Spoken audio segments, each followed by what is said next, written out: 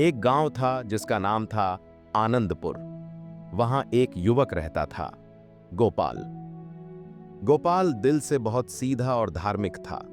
सुबह होते ही मंदिर में जाता, घंटों पूजा करता, भजन गाता और भगवान से प्रार्थना करता, हे प्रभु, मुझे सुख दो, धन दो, सफलता दो।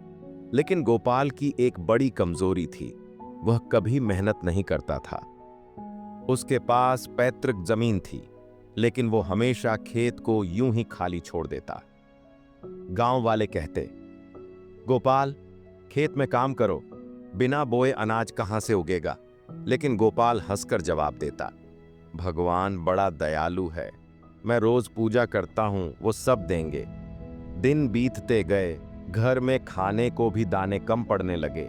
कभी पड़ोसी से उधार लेता, कभी मंदिर में प्रसाद से ही भूख मिटाता। फिर भी उसका विश्वास यही था कि पूजा से सब मिलेगा। एक साल गांव में सूखा पड़ा। जिन्होंने खेत में मेहनत की थी, उनके घर अनाज का भंडार था, लेकिन गोपाल का घर खाली पड़ा था। पत्नी और बच्चे भूखे रहने लगे। पड़ोसी मदद करते करते थक गए।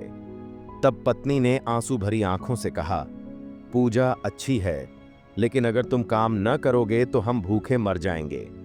गोपाल के दिल को गहरी चोट पहुंची। वो भगवान के मंदिर गया और बोला, हे प्रभु, मैं रोज आपकी पूजा करता हूं, फिर भी मेरे घर दुख क्यों है। उसी समय एक बूढ़ा साधु वहां आया। उसने गोपाल की बात सुनी और मुस्कुरा कर कहा, बेटा, भगवान उनकी मदद करते हैं जो खुद मेहनत करते हैं। तुम पूजा तो करते हो लेकिन कर्म नहीं करते। याद रखो, पूजा से आत्मा पवित्र होती है, लेकिन पेट भरने के लिए खेत जोतना पड़ता है।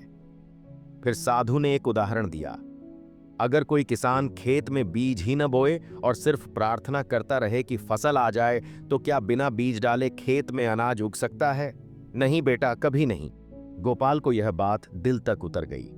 अगले ही दिन उसने हल उठाया, खेत में पसीना बहाया, दिन रात काम किया। गांव वालों ने भी उसकी मेहनत देखकर मदद की। कुछ महीनों में उसका खेत लहलहाने लगा। पके हुए सुनहरे अनाज देखकर उसकी आंखों में खुशी के आंसू आ गए। वो फिर मंदिर पहुंचा और बोला, प्रभु, आज मुझे सच्चा ज्ञान मिला। सिर्फ पूजा से नहीं, कर्म से ही आपकी कृपा मिलती है।